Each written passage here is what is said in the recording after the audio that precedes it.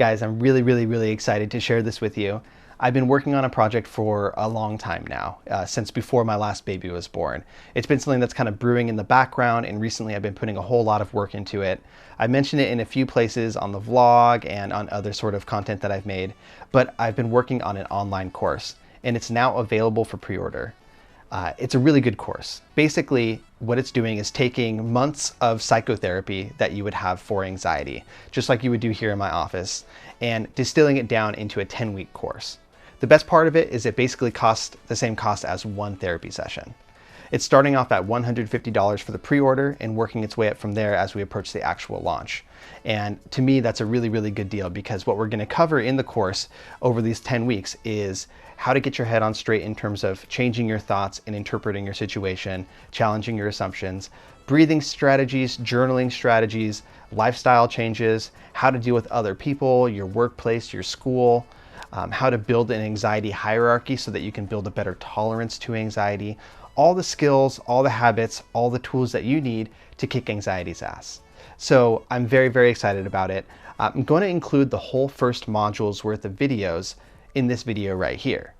Basically, the way the course is structured is that each module has 3 different lessons, 3 or 4 depending on the module, and in each lesson you have a video and then written content and some resources or an assignment at the end. So we're going to give you the first 3 videos right here, right now, after I'm done rambling about this course. And I want you to check it out and see what you think. If you like this content, what I'd have you do is click on the links in the description here, and that's going to take you to the sales page where you can pre-order the course. Like I said, it starts at $150. When it actually launches on August 1st, 2018, it's going to be $200. And then at the end of the launch window, it's going to be working its way up to $300. So it does definitely behoove you to pre-order it, but of course there's no pressure there. Take a look at the content that I'm about to show you in this video, see if you like it, and if so, invest that $150 in taking your life back from anxiety. The whole point is taking you from here down to here. And when you're in this realm of anxiety rather than way up here, that gives you control over your actions and what you're doing instead of letting anxiety drive the boat. So I'm really excited for this. I'm really excited for you guys to see the content. I'm going to stop rambling here and get to the course. All right, welcome to the course. This is Kick Anxiety's Ass. I'm really happy that you're here. So the name of the course, Kick Anxiety's Ass, that's exactly what we're going to do here. Now, I don't know you. I don't know if anxiety is a new issue for you that's just popped up recently. I don't know if it's something that's been looming over your head like a specter just haunting you for your entire life. But either way, I'm pretty sure that you're sick of its shit, right? Anxiety sucks. Like, let's be real about it. Anxiety is not fun. It's really uncomfortable. Of course, you have the normal symptoms of anxiety, like feeling apprehensive, worried, maybe physically worked up. But there's this other layer of crap on top of that where you feel guilty, you feel upset at yourself, you feel frustrated, you feel tired, and I'm sure that you're done with it. So I'm really happy that you're here, because as shitty as anxiety is, it's actually one of the more treatable mental health conditions. And what I'm going to do in this course is teach you how to remove the grip that anxiety has on your soul. I know that you want to have some control back. You want to be able to make the decisions without anxiety popping its head up and saying, no, you shouldn't do that. You should do this instead. So that's what we're going to work toward here. In this module, I'm going to treat you just like one of my therapy clients. We're here in my office where I do therapy, and we're going to work through months of what you would do in therapy, but condensed down into a few weeks. So this is going to be a really valuable course, and I'm happy to be able to be part of this journey for you. So for anybody that's unfamiliar with who I am, let me give you a little bit of context into what I've done in my career, who I am, why you should be listening to this random guy on the internet tell you how to fix your anxiety. So my name is Robert Duff. I'm a clinical psychologist, which means that I have a doctorate in psychology. I have a practice here in Camarillo, California, where I work with all sorts of different people. My main populations that I work with are older adolescents, adults, and older adults, and I do a variety of different things. Definitely I do the normal psychotherapy, which is what you would see, sitting down here in the office, talking to me one-on-one about your issues. I do that in person and online. For people with a variety of issues, the majority of what I work with is anxiety disorders, but I do depression, bipolar, all sorts of different things as well. I also practice a specialized subfield called neuropsychology, which is where I test people and see how their memories are working, how their reasoning ability is, how their language skills are, to evaluate things like the effects of a stroke or a brain injury to see if somebody might be developing Alzheimer's or something like that. Now, most relevant to you, I'm also an author. I have a series of books called the Hardcore Self-Help series, which is basically me taking complex psychological ideas about helping yourself work through anxiety or depression and distill them down into relatable, funny language. The two books are called Fuck Anxiety and Fuck Depression, so that gives you a little bit of a vibe of, how I do things. And I'm going to be taking a similar approach here for this course. I'm going to kind of cut the BS. I'm going to try to keep things as simple as possible. There will be some, heavy information. I'll be telling you about the biology of the brain and some other issues that you just need to know about, but I'm not going to throw the book at you. I'm going to keep it simple as I can, use relatable language, break things down in a way that's understandable and straightforward, because your main goal is to try to feel better, and that's what I want to help you do. So let's talk about the structure of the course. The course is going to be a 10-week course, and it's broken up into different sections. So each week is considered a module of the course. And within a given module, there's usually 3 or 4 different lessons. Lessons are a video, written material, and then some links, relevant resources, and sometimes an assignment based on that material. And so for each week, you're going to have at least 3 of these videos with written material underneath and then the resources. And it's going to go over a course of 10 different weeks. Now, there are 2 different versions of this group. You should know which one you bought by now. But there's a self-guided version in which you'll be going through at your own pace. So when I say there's 10 weeks, that could be 2 weeks if you really want to condense it down that quick. You can work at whatever pace you want to. And then there's the guided group, which is a little more premium, a little more expensive. And for that, you're going to go week by week, and I'm going to be guiding you through the process in a private group that we use where there's a sense of community, a little bit of feedback and stuff like that. So that's the kind of general gist of the course. You'll look at the video, watch through it, look at the written materials that go along with that, which is mostly just an outline of the things that are said in the video. Browse through the different recommendations and links that might be in there, and then if there's assignment, go ahead and do that assignment. And like I said, the goal here is to basically take you through several months of what you would be doing in my office here, doing full-on psychotherapy for your anxiety issue. So I'm really happy to be able to provide this resource where I can arm you with that knowledge to help yourself out. And it's basically like therapy on demand without having to go through all the BS of making an appointment, finding a provider, scheduling things, showing up to the office, taking a shower beforehand, and all of that stuff. So it's going to be a lot more simple here, and we're going to distill things down to the active ingredients. And I'm really excited to get started and dive into those active ingredients with you. But first, I do need to say a few disclaimers, handle some business beforehand. So first off, even though we are going to be going through a lot of stuff that we would do in a therapeutic context, I'm not your therapist and I'm not your psychologist. We don't have a professional care relationship going back and forth. This is an educational course that you're using to better yourself. And so that's the limitation of this context. Okay, even in the guided version of the course where I'm going to be acting as a coach and helping you go through these different assignments and the different modules that you're working through, I'm still not your mental health professional. And that's really important both for your safety and for mine and for my professional liability, so you don't try to sue me or something like that in case something doesn't quite go right for you in the next few weeks. It's just how it has to be. So the limitation is that this is an educational course. You're using this information on your own, and I'm not treating you here. And I should also mention that this is not an appropriate course for people who are in active crisis. By active crisis, I mean there's a risk that you may hurt or kill yourself, or you're having an extreme mental health breakdown of sorts and you just can't function. Certainly, it's okay to have thoughts of suicide. It's okay to have suicidality that comes and goes, something maybe that you struggle with regularly. But in this course, I'm not going to be giving you the tools to cope with that. And this wouldn't be an appropriate intervention to help you get through that. If you are struggling with suicide, you are having thoughts of self-harm or something of that sort, I'd like you to stop this course. I'll give you a refund if you need it. Call your local crisis hotline. Just Google suicide, the number will pop right up. Or if you want to, you can call law enforcement and they can come and help you out. But in those situations, you're looking at a medical emergency, and this course will not help you with that, okay? And related to the professional intervention part, this course does make a good adjunct to regular in-person or online psychotherapy. There's nothing to say that you couldn't do both of these at the same time. And I think actually it would be a great add-on to therapy if you're in it.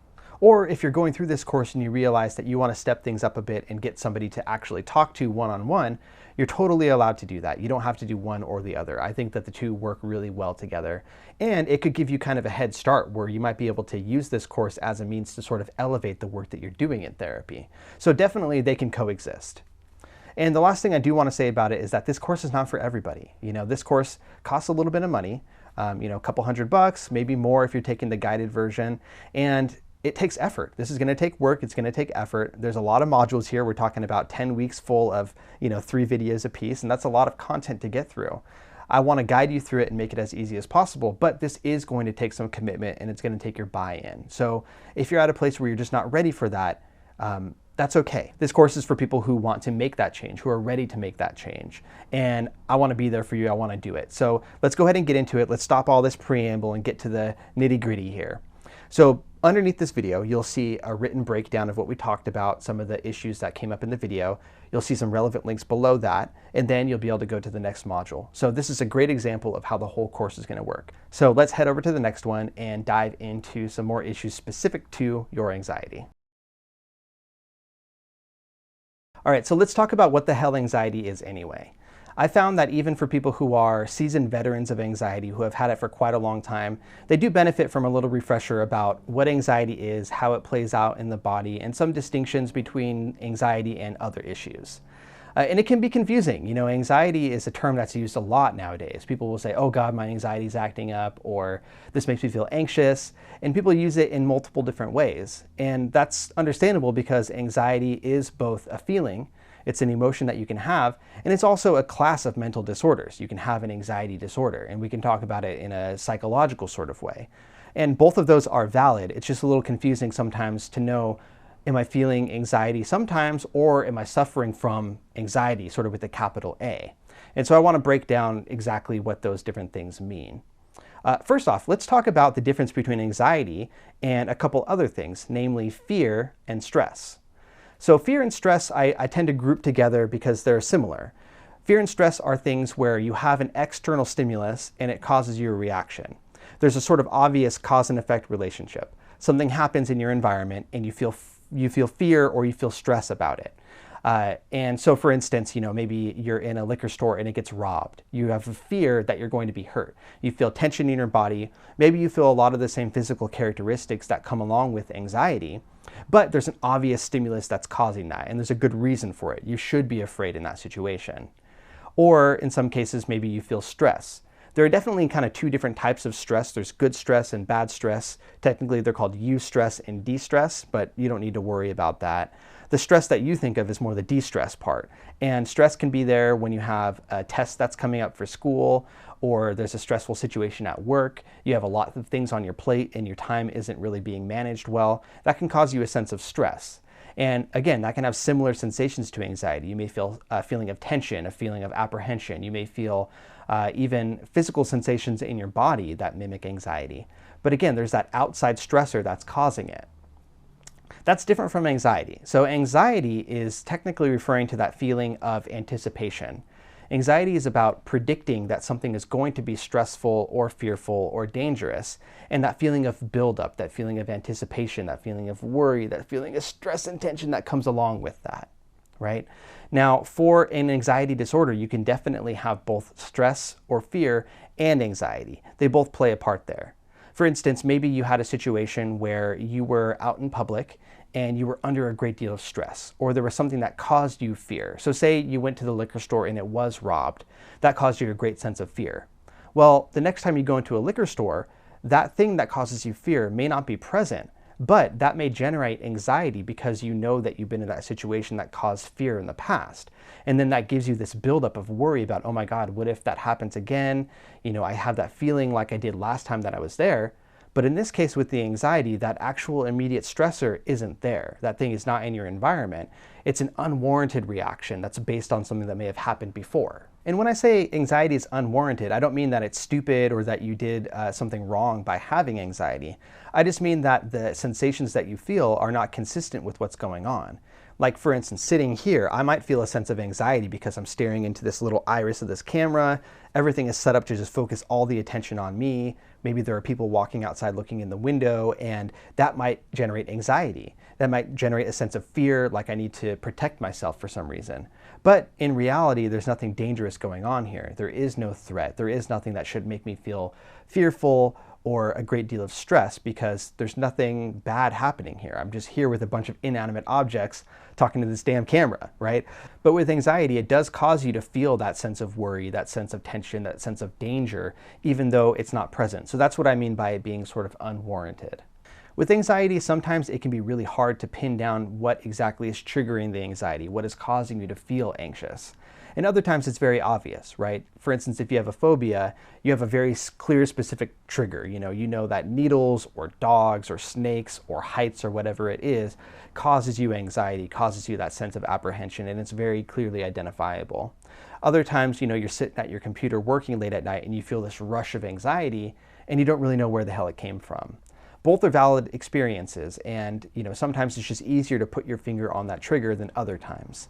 And there's also this thing that can happen where you get a little inkling of anxiety and then you get anxious about that anxiety, and that works you up, which we are going to talk more about in a later section. Now, we talked about the distinction between fear or stress and anxiety. I want to make another distinction, which is one that a lot of people actually don't know about in my experience. People who know about anxiety, they may have not heard about this distinction, which is the difference between state and trait anxiety. Now, state anxiety is sort of what it sounds like. They're both really what they sound like. State anxiety is a temporary state of being anxious. This is when something happens or you're anticipating something and you have this heightened sense of anxiety. It's a temporary state of greater anxiety that you have to experience and sort of work through. That's usually what we're talking about when we say we feel anxious. Now, trait anxiety is a little different. Trait means that it's a part of who you are. So much like a good sense of humor or being charismatic, introverted, extroverted, whatever the case may be, your personality characteristics is what we're talking about here. So if you have a great deal of trait anxiety, this relates to how you understand the world. Anxiety is a trait that you have as a person, not just an experience that you have on a day-to-day basis, but fundamentally, when you look at the world, you sort of interpret it through a lens of anxiety.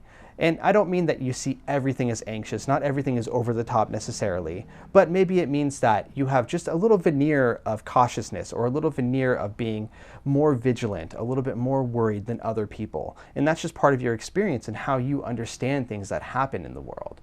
That's not necessarily a bad thing. That can actually do a lot for you. It can keep you safe in some instances. Now, if you have a high level of trait anxiety, you're also probably going to have a good amount of state anxiety. Both are often present in anxiety disorders. For instance, somebody who has a higher sensitivity to anxiety because it's a trait that they have is more likely going to go into situations that cause them that punctuated state anxiety. Right? You see the interplay there? And interestingly, research shows that there are biological vulnerabilities that certain people have that make them more sensitive to anxiety in general. So I don't want you to beat yourself up about this if you think, okay, anxiety is a trait that I have, I'm never going to get rid of it. It's totally possible to have a high level of trait anxiety and still reduce those states of anxiety that you have and really remove the effect that anxiety has on your life. That's what we want to do here. I'm going to keep coming back to this point. We're not just trying to obliterate anxiety out of your life. We're trying to remove the grip that it has on you. And you can do that even if you do have a good amount of that trait anxiety there. And since I just talked about that biological vulnerability, let's dive into that a little bit more. Let's talk about the biology. Because some people say, oh, God, it's all in your head. You don't need to be so stressed about this. Why are you making this a big deal in your head? And to that I say, no shit. Of course it is, right? Everything is in your head. Love, motivation, sorrow, pleasure, all of that is just different chemicals interacting in your brain. So duh, of course it's all in your head. But that doesn't make the experience any less real. That doesn't make it feel any less shitty to you. It doesn't make it any easier to deal with. It's not like, oh, okay, I realize that it's in my head, so now I can just turn that switch off. You would have done that already. That's why you're here taking this course, right? So of course it's all in your head, but it can help you to understand what exactly that does mean. How is it playing out in your head? Why is that important? State anxiety is really related to the fight or flight response. You've probably heard of that before, right? You learned about it in 7th grade biology or whatever, but the fight or flight response is an evolutionary adaptation in our bodies that's designed to help us stay safe. So when you're walking down the street and a car goes vroom and crosses right in front of you when you're trying to step out into the street and you have to leap out of the way really quick so you don't get killed, you're gonna have a certain reaction that happens in your body, and that's that fight or flight response.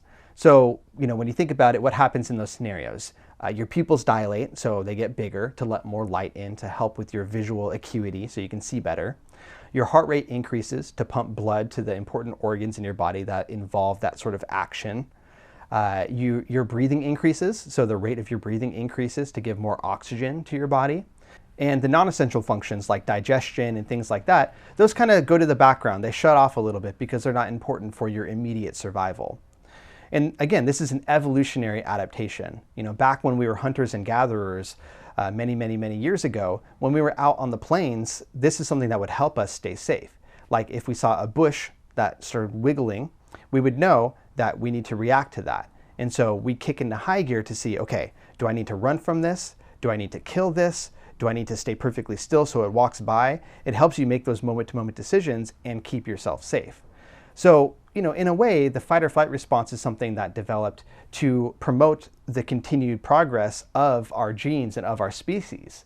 But right now, when you experience the fight or flight response when you're just sitting at your desk or going in the elevator or about to give a speech to your school, that's not helpful, and that doesn't actually keep you safe. Again, we're talking about that unwarranted response. So you have that sort of fight or flight reaction that doesn't have an immediate stressor that's causing it.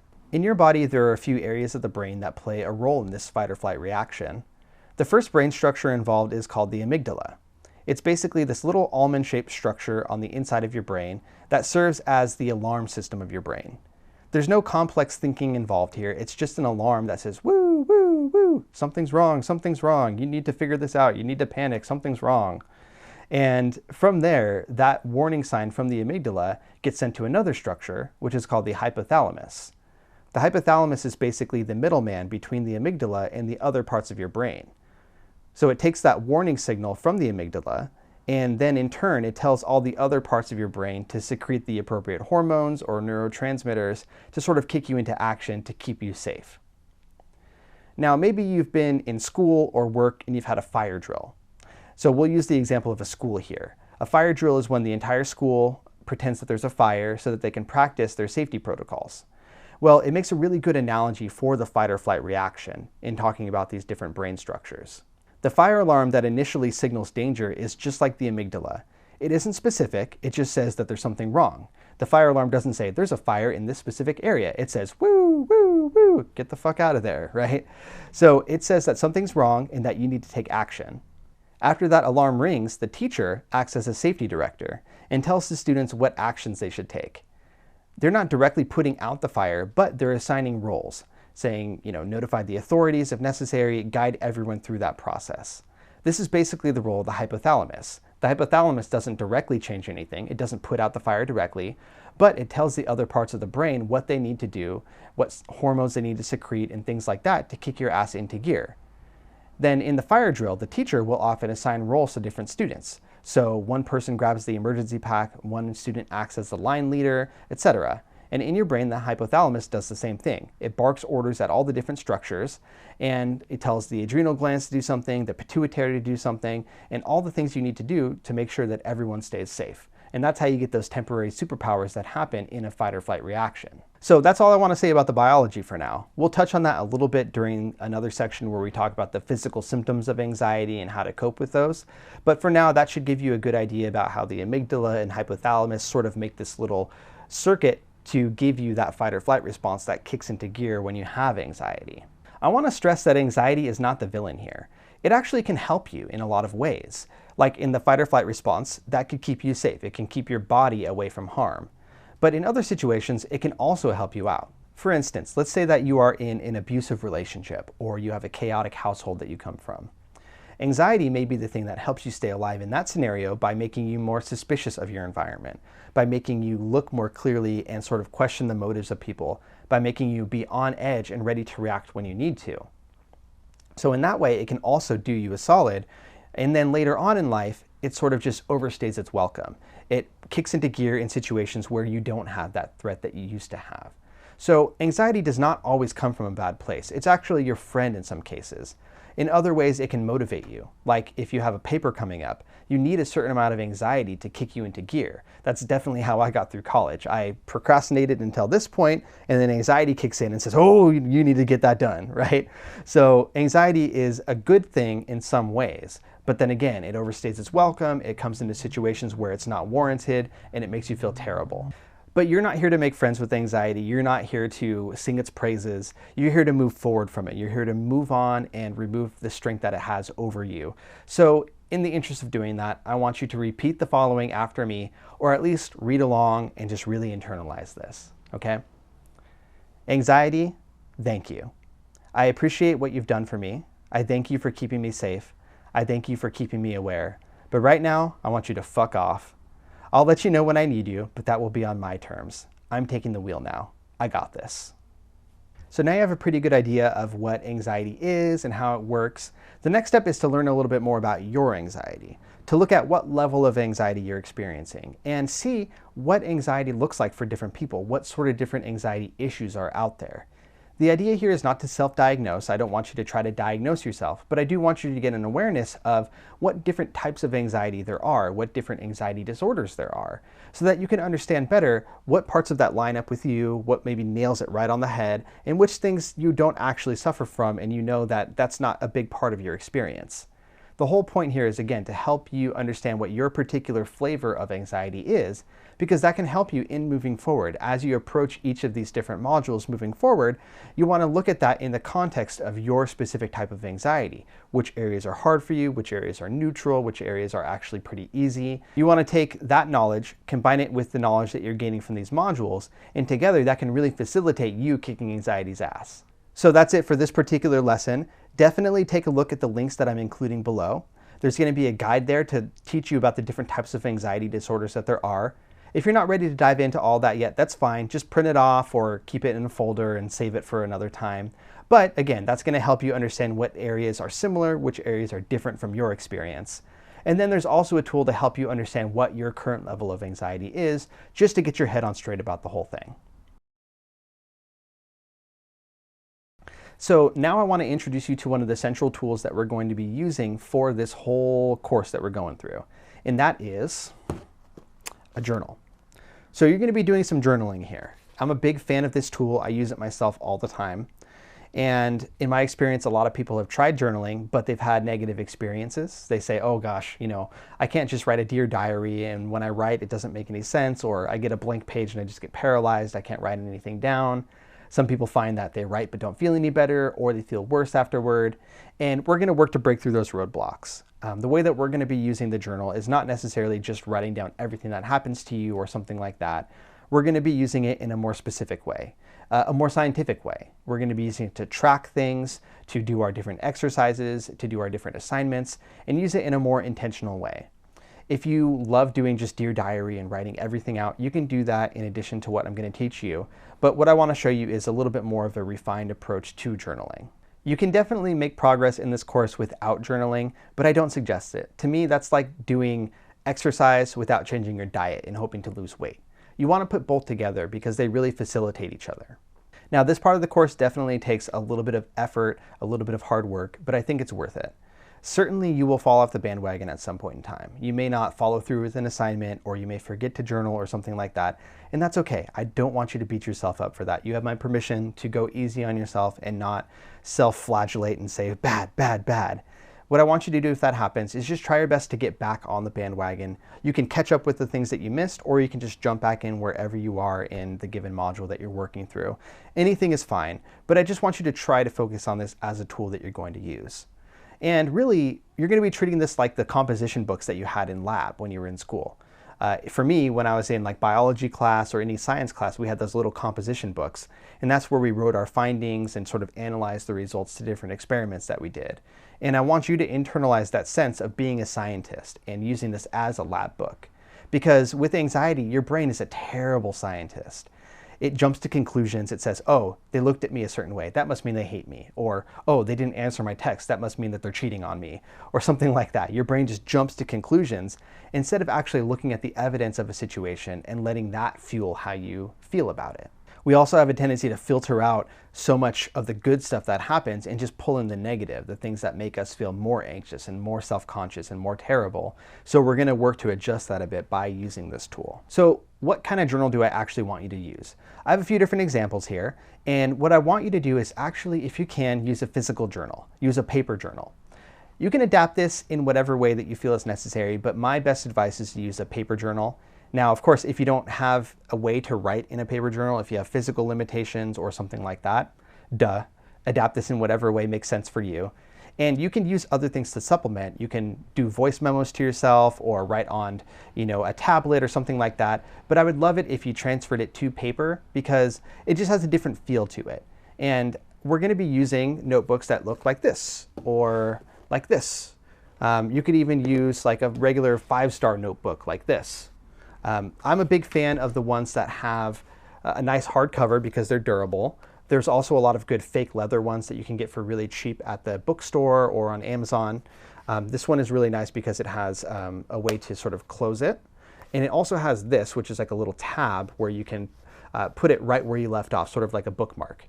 This one is my personal journal. It has a Lego dude on it, and it has a little Lego brick right here, so you can actually put Legos on there if you want to. It's a Moleskine, and I really like that brand. But you're going to be using a physical journal. What I want you to do is get something that you enjoy writing in, something that you can maybe splurge on a little bit. Get a nice notebook that feels good to you, use a pen that you enjoy using, and just make it a positive, happy experience for yourself. And the reason you're going to be using a paper journal is multiple reasons. One, there's some research that says when you write things out, you process it in a little bit of a different way, and that can be helpful. That's not the primary reason. Really, I just want it to be specific. If you were to write notes on your phone, that's okay, but you use your phone for many different things. You use it for work, you use it for play, you use it for audio things, you use it for connectivity like social media, you use it for all sorts of things. This, you're using for one thing, and that one thing is progress, that one thing is kicking anxiety's ass. And so that's why I want you to be specifically using one particular tool here. We don't want a lot of different associations. We want one association with this. So you're going to be using that journal for the assignments that we go through. You're also going to be using it to journal on a day-to-day basis, which I will show you how to do right now. So now let's talk about how you actually set up the journal. I have a very particular method that I like to use for setting up my journal. You can adapt this in any way you'd like, especially if you are familiar with something like bullet journaling or any other method of journaling that you really enjoy. You're free to adapt this in any way. But this is a very basic structure that I find helps out for people with anxiety because having just a blank page in front of you usually doesn't do the trick. So let's set it up together. I'll open it up to a blank page here. Now, what I usually like to do first is at the top, go ahead and put the date and time. So currently, it is May 5th, and you'll have to excuse my terrible chicken scratch here. I am a doctor, so I have an excuse for all of this. So it's May 5th, and right now it's about 10:45 as I'm recording this. 10:45 a.m. And then you can go ahead if you want and put where you are. So I'm going to put office. That's an optional part. It can help to sort of recreate things later on when you're looking through your journal. So now that you have the date and time at the top, you're going to go ahead and you're going to put your anxiety level. Now for this, we're going to use a 0 to 10 scale. This is something called a Likert scale. So a 0 to 10 scale, 0 being basically fully calm, no anxiety at all. 10 being an extreme amount of anxiety, basically at the level of a panic attack. All right, so let's just assume for today that we are at an anxiety level of 5, which is actually pretty accurate for myself because I've been having a little bit of technical setbacks today and I'm a little frustrated. So let's say an anxiety level of 5. So not too intense, but definitely there's a bit of anxiety there. The other thing I'd like you to do is think of another variable that you want to track. So not just anxiety, but another variable, another thing that you'd like to track. You can leave this blank for now unless you already can think of something, but basically another behavior that you're trying to increase or decrease. For this, you can either do this sort of subjective rating of 0 to 10, or you can actually tally how many times you do that. For instance, let's say that mine was, I'm trying to say sorry less. I'm trying to apologize less when I don't need to. So what I could do in that case is I can put sorry, and then actually do a tally mark. Maybe I said 4 times today when I didn't need to. Or if you weren't doing the tally marks, you could do a subjective rating. So just how well you think you're doing with that today. So maybe your rating scale is for gratitude. So you can say gratitude, I'm doing about a 6 out of 10 today. So either one, you can do the tally or you can do a subjective rating 0 to 10 just like you did with the anxiety. Make sure you're definitely doing the anxiety rating The other ones are a little more optional, but for this, I think it would be very helpful to at least have one thing that you're trying to improve or decrease or change in some way, and we're going to be tracking that. Again, we're trying to take a little bit more of a scientific approach here and look at the data of what's going on. Okay, so we have the date and time, your anxiety rating, which is the most important, and then your secondary behavior rating. Then you're going to separate it into a couple sections here. So this is the top section. You're going to leave a little bit of space at the bottom here, and then you have a nice bit of paper in the middle. This open space here is for open writing or assignments or anything that's a little more free form. So you could doodle, you could draw, you could brainstorm and write lists, you could work out one of the assignments that I'll be giving you. You can do basically anything with this part. This is the free part. Now, yes, I know an open blank space is a little bit anxiety provoking for some people, but that's why we're keeping it contained. This is it. You just need to fill up this space. You can do more if you want to, but that's extra. And you don't even have to fill up this whole space. You can fill up part of it. You can do whatever you want to here. But let's jump down here to this bottom part. This bottom part is one that's a little bit more structured and really important. So you have this bottom section, and I'd like you to separate it into two different sections. So you have boom, boom, and then the big space up there. And then for these, what you're going to do is on one side, you're going to write down 1, 2, and 3. These 3 things are 3 things that you're proud of yourself for since the last time that you journaled. It doesn't have to necessarily be for today or, since last night or something like that. Basically, you could just say since the last time you logged something in your journal. But 3 things that you're proud of yourself for. So you can just write proud of or something like that. So you have 1, 2, 3 things that you're proud of yourself for. And this is really important because with anxiety, as you know, we tend to mentally filter out things that are very negative, things that support our internal idea about ourselves, that we're not good at things, that we have a reason to be worried, that we're going to mess things up, things of that sort. And so when we go through our day, we pick out pieces from the environment that support that. We say, oh yeah, I made a fool of myself when I did this thing, or oh God, this person's probably upset at me because I said something stupid, or whatever the case may be, right? You tend to pull out those negative pieces. But what you can do is you can actually train your attention to have a different sort of bias to it. Instead of having that negative bias, you can work on having a more positive bias. Some people really like gratitude journaling, where you write things that you're grateful for. I tend to like this. I tend to like writing things that you're proud of yourself for, because you tend to not give yourself a lot of credit when you have anxiety that you're struggling with. So let's actually think of a few together, okay? So I'm going to think of some for myself. So 3 things that I'm proud of myself for. Okay, one is actually kind of a silly one. One is that I took some time last night and just sat on the couch by myself when everyone went to sleep and just watched stupid Facebook videos. I just let Facebook sort of autoplay a bunch of videos, and I just rested. And I haven't done a lot of that this past week. I haven't slept a lot. I haven't been very kind to myself in that way. So I watched some videos and I actually played some Skyrim, and it was nice. And that was on Friday night. So I'm going to write down that I rested/watched videos. So rested and watched videos. That's one of my things that I'm proud of. Another thing that I'm proud of is coming in here today, and what I'm actually doing at this very moment is reshooting some things that I had already shot. I got some different equipment and set it up a little bit differently because I wasn't satisfied with the quality. So I'm trying it again. And so I'm happy that I'm doing that, and I'm proud of myself for trying again. So trying video again. And then I'm going to keep it very immediate. So as I said today, I've had some technical setbacks and the lighting's not very good. So there's only certain videos that I'm doing today when I had a different plan. And I know sometimes my tendency is to get very frustrated when I don't have the ability to do exactly what I wanted, when my plans are sort of impeded in some way. And I'm doing pretty well with that right now. I'm not very frustrated. I'm taking it as it comes. So I'm going to put rolled with the setbacks. Rolled with setbacks. So there's 3 things that I'm proud of. And this can be challenging. It's definitely going to be challenging when you first get started if you've never done anything like this, because as I said, your brain is biased to see the other stuff, the stuff that's negative, the stuff that doesn't make you feel proud and things of that sort. So I do want you to do this though. Even if it takes a while, I want you to find 3 things. And they could be big things or small things. You know, you can write, I graduated from college, and that's a huge thing. Or you can write, I got out of bed today instead of staying in bed for another hour, and that would be something that you could be proud of yourself for. Or I didn't yell at somebody when I really, really wanted to. It could be anything like that, big or small, but I want you to push yourself to write 3 of those things, okay? So that's the proud of area, so 3 things that you're proud of. On this other side, what you're going to do is you're going to write your to-dos for the day, your goals for the day.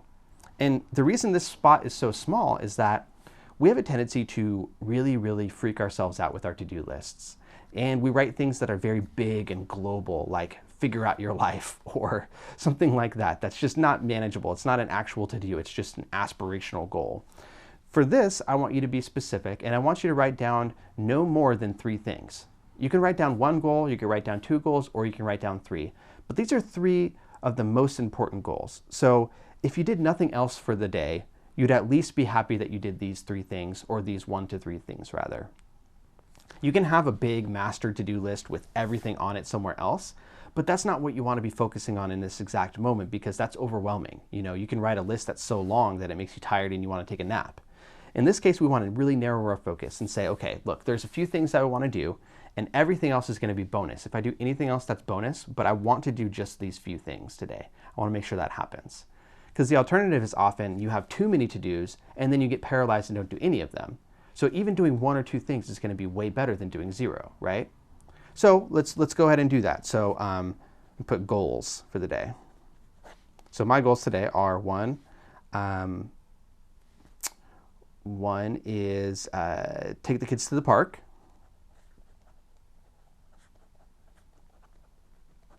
2 is get to some really long standing emails.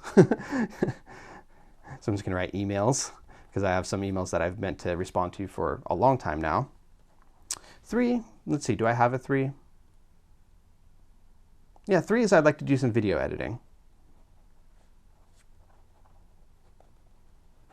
So 1, 2, 3, take kids to the park, emails, video editing. There are some days where this is much smaller. There are some days where my goals are, you know, make sure that I clean the house or, you know, call 1 person back or something like that. Sometimes I have more, but again, you want to put just 1, 2, 3 things to keep it nice and tight. Even if it's just 1 or 2 goals, that's perfect, okay? Now again, for this middle part, what you're doing is just either free writing or writing some lists or doodling or whatever you want there. And you can definitely do the assignments in here. I'll show you the first assignment on a different page. But for this middle part, you know, I'm just going to write down a few notes. I'll say, you know, happy that I got moving today.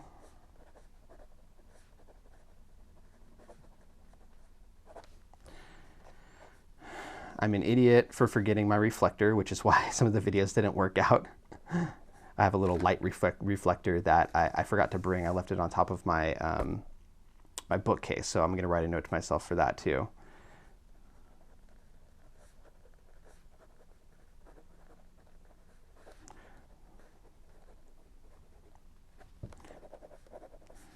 Move reflector so that I can find it next time.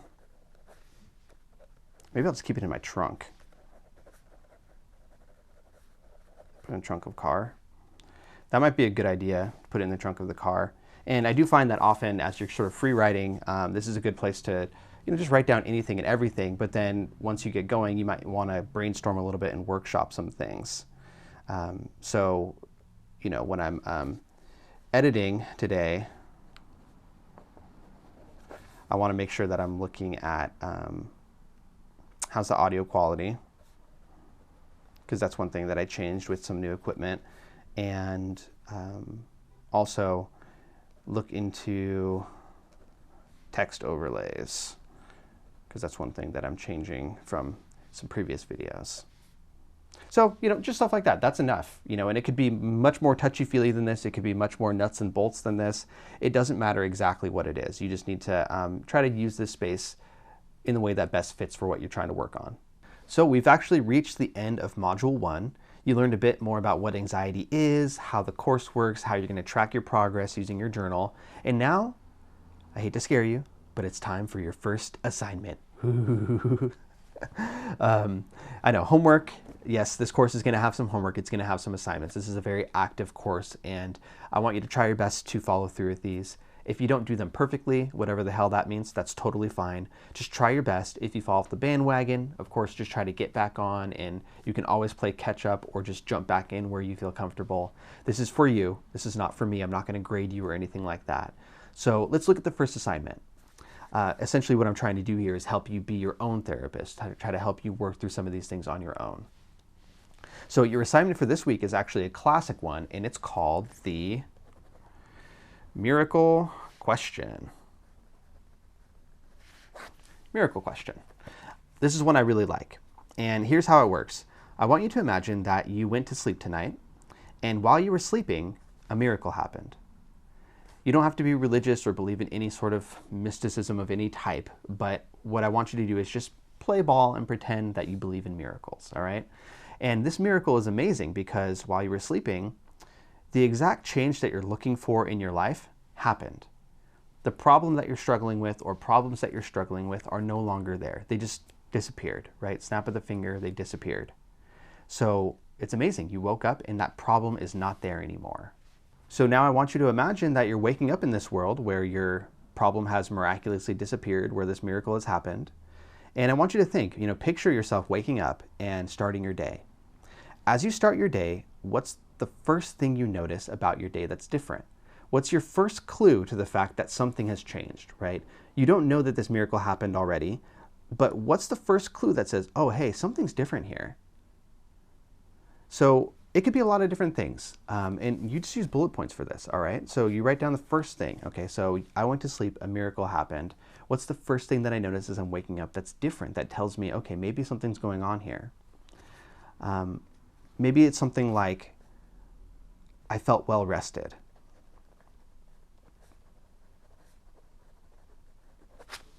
Right? Felt well rested, not exhausted because I was tossing and turning and worried about everything happening the next day or regretting things that happened in the past, etc. So it could be that. Or maybe it could be, I woke up and I was touching my partner. We weren't cuddling hardcore, but maybe we were touching hands or we were closer together in the bed than we normally are, suggesting that maybe there was a little bit more connection than there has been. Maybe it's you woke up and you realize that you feel light in your chest instead of heavy. Whatever it is, you want to write what is the first clue that says something is different here. How is it different than before? Next, what you want to do is you want to continue this imaginary scenario through your day. You want to keep going through your day. What's the next thing that tells you that something has changed? Are there differences in your interactions with other people? Differences with work or school? You want to think about what other things point to the fact that there has been this miracle, right? So, in this imaginary scenario that we're working on, maybe I didn't dread going to work.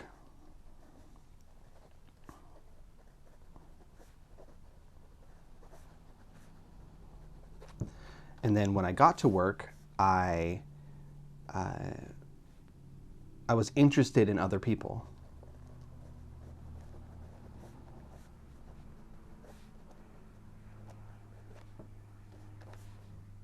And then at lunch, I spent time with other people instead of keeping to myself. Hung out with people at lunch.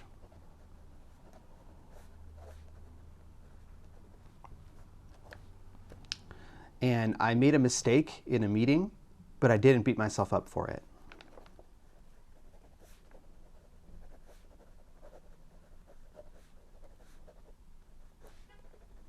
Didn't beat myself up for a mistake. And from there, you just keep going all the way through. You work from morning to night. What's different? What's different? What's different? And then you can ask yourself, how do other people know that something's different? What do people see in you that indicates that you've changed in some way? Maybe your friend or loved one notices that you are confident. You have an air of confidence around you.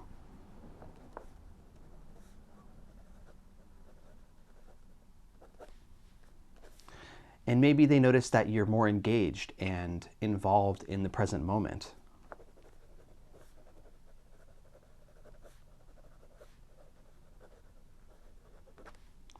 And you might think of how these people have been impacted by your change. In turn, they feel proud of you, right? That would obviously be proud of me if you were writing this down for yourself. And these are just some random thoughts and examples, but this is how you do it. You work through step by step by step, and just really get into the mind space of having this miracle happen where the problem is not there anymore. And this activity is super valuable because it helps you understand what you actually want. Often we can describe how we feel, how something makes us feel after it happens, how we're reacting to a situation, what's going on for us emotionally, but we can't actually describe what we want out of a situation, what we'd like to change, what we would like to happen. And by going through this exercise, you can highlight some specific things that you would like to be different.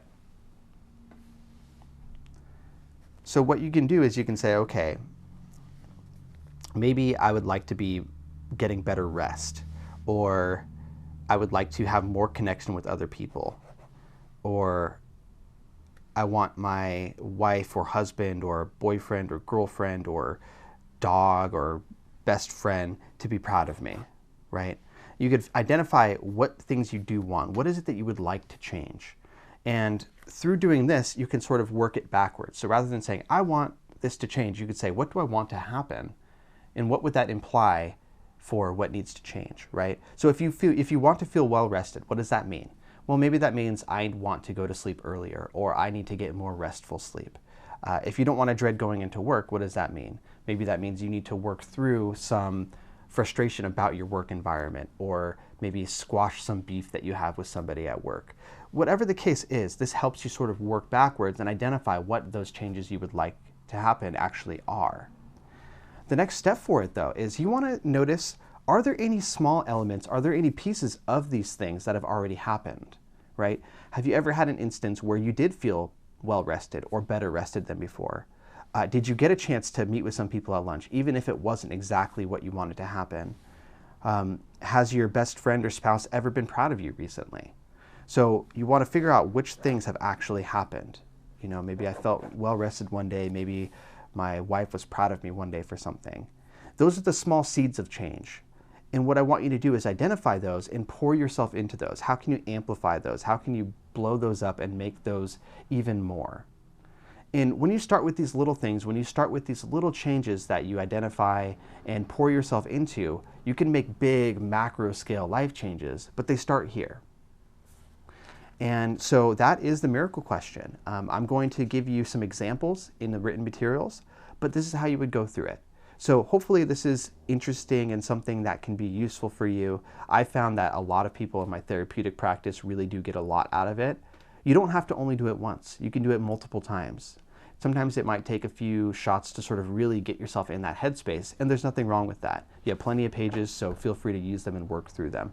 But that's the first assignment, and I'm really proud of you for making it through this module. So try this out, go through all the materials that I showed you in the different videos, and we'll see you for the next one.